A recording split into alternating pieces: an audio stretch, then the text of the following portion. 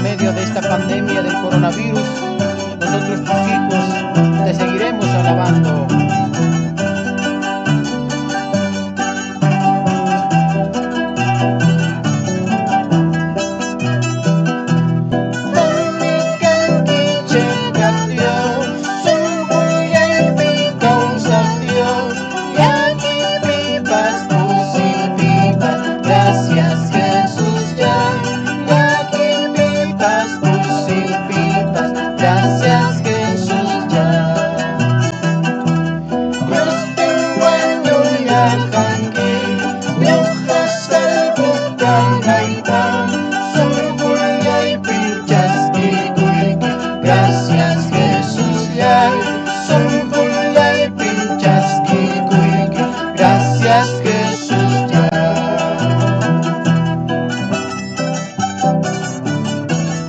Yo te alabo, mi Jesús, exaltaré tu nombre.